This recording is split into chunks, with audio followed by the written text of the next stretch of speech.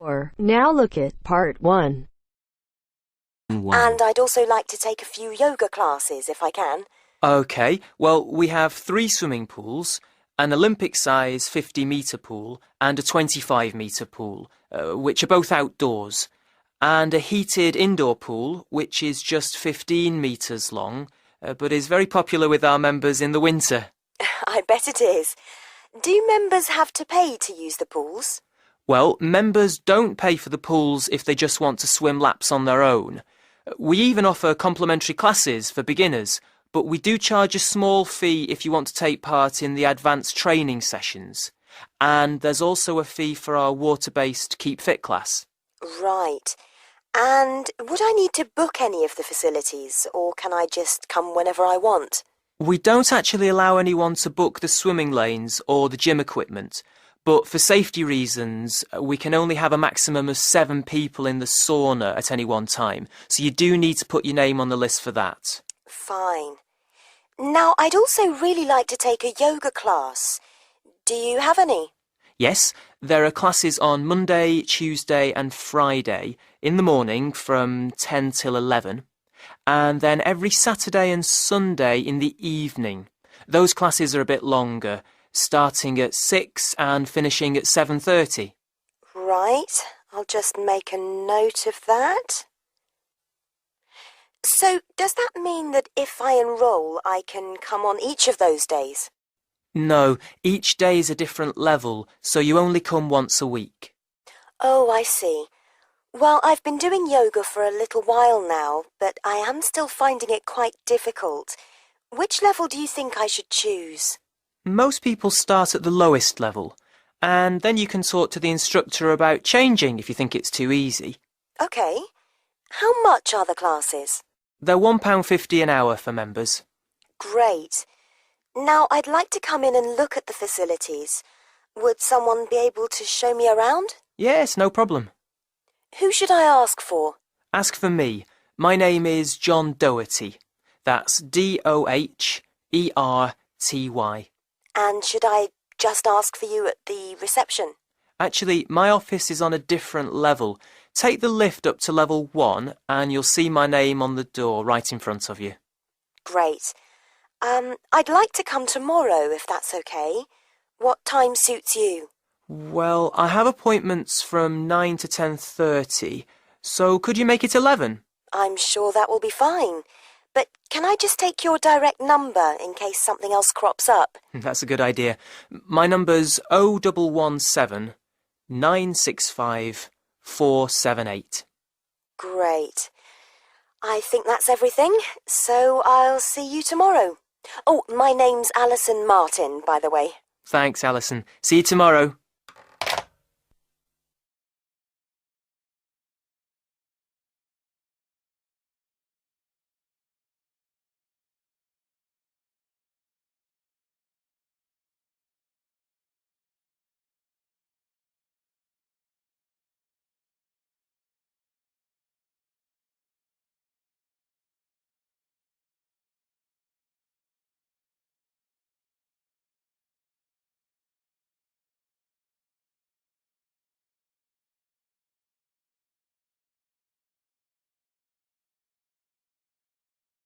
Now turns to Part 2.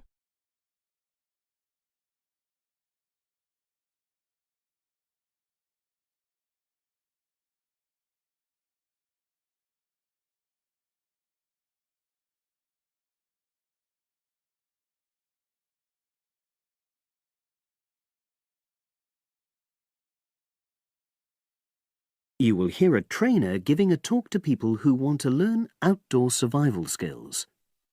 First, you have some time to look at questions 11 to 16.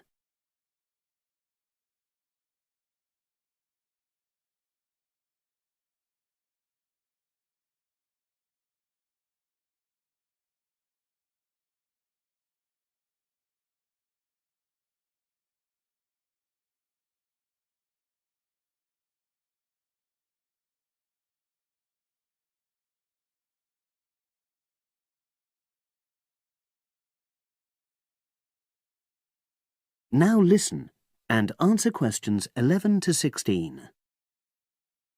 Good morning, everyone, and welcome to our outdoor survival program. As you know, this week you'll be learning some of the basic information and skills you need to look after yourself independently in the outdoors. These first 2 days will be based here in the classroom, and then we'll be taking a camping trip to put into practice some of the things you've learned. I'm going to start off with the topic of food. And to start with, I'll describe just 2 methods which we'll be putting into practice at our camp, and which make use of natural resources, the steam pit and the bamboo pot. I've got 2 posters here to make things clearer, and I'll start with the steam pit here. To make this, you'll need some dry sticks, some grass, some loose earth, and some stones. And for this week only, some matches. The first thing you do is to dig a shallow pit in the place you've chosen to do your cooking. Let's say about 25 centimeters deep and 30 centimeters wide. Your sticks have to be a bit wider than the pit because you have to put a line of them along the top from one end of the pit to the other. Before setting light to these, you take some large stones and arrange them on top. Then you start the fire and wait till the wooden platform burns through and the stones fall into the pit. At this point, brush away any pieces of hot ash from the stones. You can use a handful of grass and then take another stick and push it down into the center of the pit, between the stones.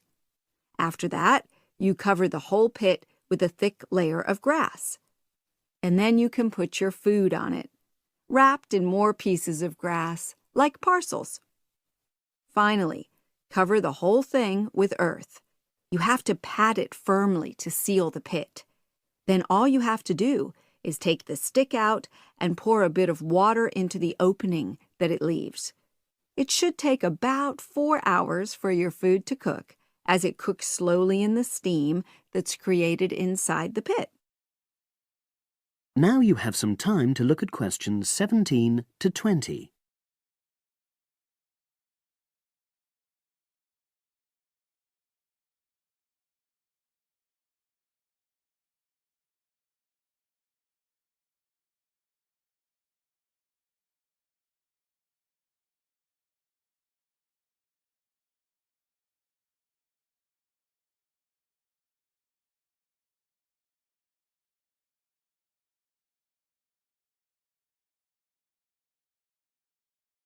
Now listen and answer questions 17 to 20. So, simple but effective. The other method you're going to practice this week is the bamboo oven.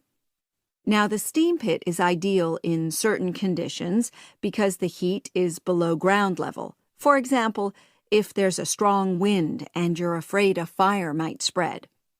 But when it's safe to have an open fire, you can use the bamboo oven method. You get a length of bamboo, which, as you probably know, is hollow and consists of a number of individual sections with a wall in between. You use a sharp stick to make a hole in each of the dividing walls apart from the end one. Then you lean the bamboo over a fire, with the top propped up by a forked stick and the bottom sitting on the ground. You pour enough water in the top to fill the bottom section, and then light a fire underneath that section to heat the water. Then you put your food inside the top section, and the steam coming up the bamboo through the holes you made cooks it. I'm going to move on now to food itself and talk about some of the wild plants you might cook. I'm going to begin with fungi. That's mushrooms and toadstools. I'm sure you'll be aware that some of these are edible and they're delicious, but some of them are highly poisonous. Now, whether they're poisonous or not, all fungi that you find in the wild should be cooked before eating, because that helps to destroy any compounds in them that might be mildly toxic. But be aware that any amount of cooking won't make poisonous varieties any safer to eat. Unless you can definitely identify a fungus, you should never eat it. It's not worth the risk. And you need to be really sure, because some fungi that are poisonous are very similar in appearance to certain edible varieties. They can easily be mistaken for each other. So, having said all that, fungi are delicious when they're freshly picked, and although they are only moderately nutritious, they do contain minerals which the body needs. I'll move on now to leafy plants, which are generally... That is the end of part 2. You now have half a minute to check your answers.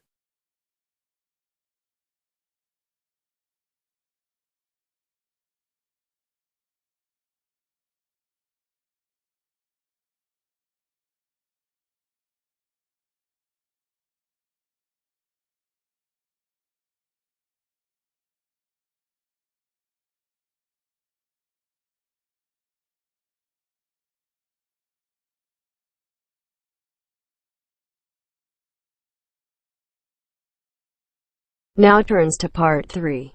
Part 3. You are going to hear a conversation between a student and a driving instructor. First, you have some time to look at questions 21 to 24.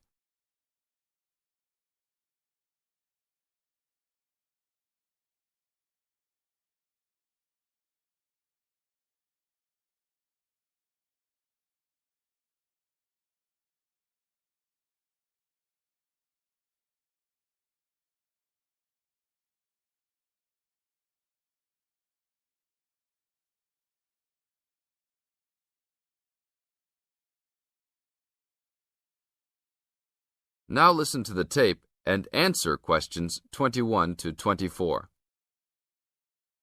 Hello, I'm going to be your driving instructor today.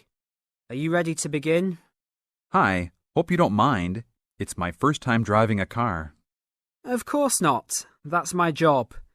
I teach people like you how to become a safe and responsible driver. So let's begin. Remember, the most important rule of driving: safety first. There are some steps to follow. First, you should put on your seatbelt. You should always remember to do that. In case of an accident or emergency, having a seatbelt on is of utmost importance. Okay, I have my seatbelt on. Now what should I do? Start the car. Good. Now make sure that the steering wheel is in the proper position and that your seat is not too far or not too close to the pedals. I'm all ready to go. Should I shift into first gear? Don't forget to put the parking brake down. You don't want to drive with that up. Oh yeah, I almost forgot.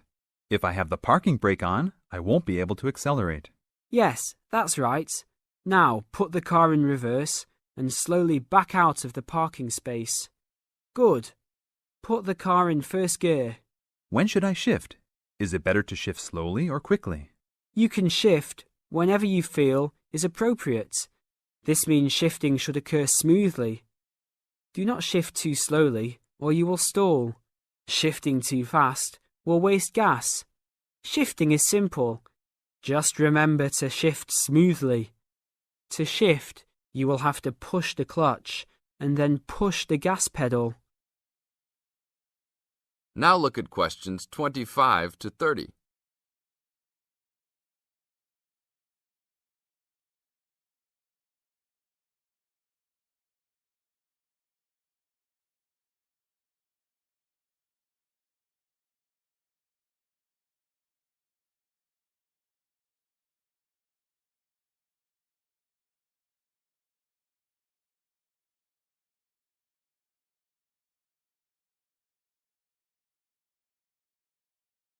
Now listen to the tape and answer questions 25 to 30. Remember, smoothly is the key to good shifting. Like this? Yes, that's good. Now keep it slow. Don't drive very fast just yet. Be sure to constantly check your mirrors for oncoming traffic. Always be aware of everything that is around you, including 3 important things. Remember these 3: people crossing the streets, other cars, and bicycles riding next to you. What should I do if I see a yellow light? Well, it's always better to brake instead of trying to run it. But if you're travelling at a speed where it's impossible to stop in time, then you should try to make it across the intersection. But remember, you should always try to stop. It's the safest way to avoid an accident. Even if I have to brake very suddenly? Yes, even if you have to brake suddenly. What about if a driver behind me is going a lot faster than I am? You should always be ready to move to a slower lane if a driver behind you is forcing you to go faster than you are comfortable with. Never try to speed up to accommodate a faster driver. You could risk an accident or a speeding ticket. It's better to let him go. That sounds like good advice. Be careful. There is a sharp turn up ahead. Remember to brake before turns. Otherwise, you might flip over if your speed is too high going into a turn. Got it. I know that I should always try to observe all traffic safety. That's right. If safety is not your first priority, it will make driving very dangerous for you and other drivers on the road. Okay, park the car here. You did a great job today for your first day. I'll see you in 3 days. Thanks so much. I will see you then. That is the end of part 3. You now have half a minute to check your answers.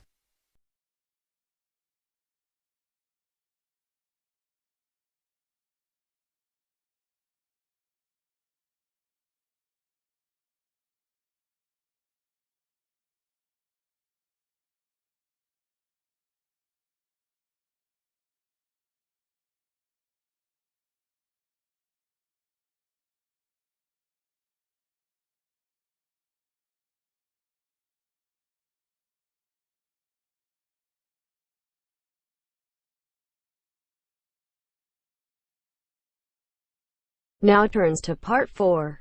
Part 4. You are going to hear a conversation between 2 students. They are talking about the English bars. As you listen, complete the notes below. First, you have some time to look at questions 31 to 40.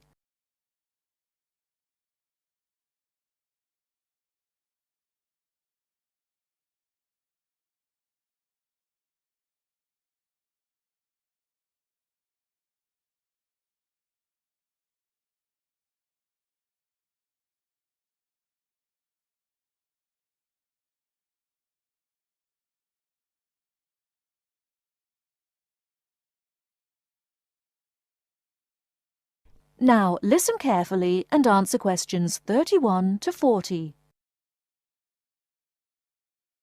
Kevin, could you tell me something about the bars? I have never been to a bar. You see, Steve, my classmate, has invited me to go to a bar tonight. I see. You know, the word bar means a room in a pub. We say the bar when we mean the part of that room where drinks are kept. Soon after you go into the pub, you'll realize that nobody comes to the tables to take orders or money. Instead, customers go to the bar to buy their drinks. I see. People will go to the bar directly to get their drinks and don't wait for someone to come to take their orders. That's right. People don't queue at the bar, but they do wait till it's their turn. Oh, how do I pay? I mean, do I pay directly after I get the drink? Or do I have to wait till I'm ready to leave like I do in a restaurant? It's not the custom to pay for all your drinks when you're ready to leave. Instead, you pay at the bar each time you get drinks. It helps if you're ready to pay as soon as you're served, and you'll notice that many people wait with their money in their hands. I see. Do I have to give a tip? No, it's not the custom to give a tip. It's very common for friends to buy their drinks together in rounds. This means that each person takes a turn to buy drinks for everybody in the group. It's faster and easier, both for you and for the person serving, if drinks are bought in this way. Naturally, you don't have to have a drink in each round if you don't want one. That's interesting. When you're looking for somewhere to sit, remember that people have to leave their seats to get drinks, etc. So an empty seat may not in fact be available to you. If you're not sure whether a seat is free, ask someone sitting near it. When it's time for another drink, people usually take their glasses back to the bar to be filled again. If you're leaving, the friendly thing to do is to take your glasses back to the bar, thank the person who's been serving you, and say goodbye or goodnight. Thank you, Kevin. This helps me a lot. By the way, what kinds of drinks are available in pubs? Well, you can get both alcoholic and non-alcoholic. Beside alcoholic drinks, such as beer and wine, there is cider, which is made from apples, usually sold in bottles, port, a type of thick sweet wine from Portugal, sherry, which is a type of wine from Spain, and spirits. These are a kind of strong alcoholic drinks such as whiskey and brandy. What about non-alcoholic? I don't drink alcohol. Well, they offer all kinds of fruit juices, such as orange and tomato. These drinks are usually sold in small bottles. And soft drinks, we often call sweet drinks, like Coke and Fanta. They are normally sold in small bottles or cans. And lemonade, which is a clear and sweet drink made with carbonated water. They also serve cordials. What are cordials? Cordials are strong and sweet drinks tasting of fruit, such as lime cordial, black currant cordial. They are often added to other drinks or drunk with water. I don't like sweet drinks. Are there any other non-alcoholic drinks? Yes, mineral water, but it's not available in all pubs. Kevin, one more question.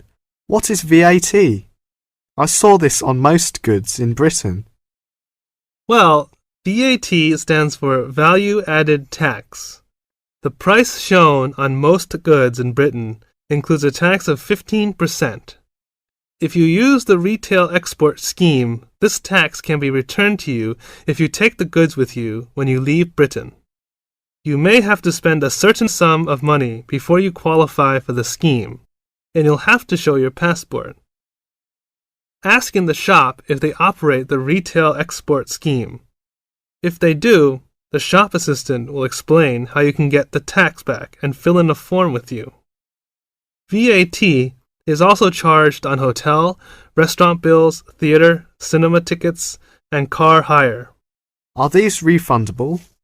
No, it's not refundable in these cases. Thank you very much. I really learned a lot. That is the end of part 4. You now have half a minute to check your answers.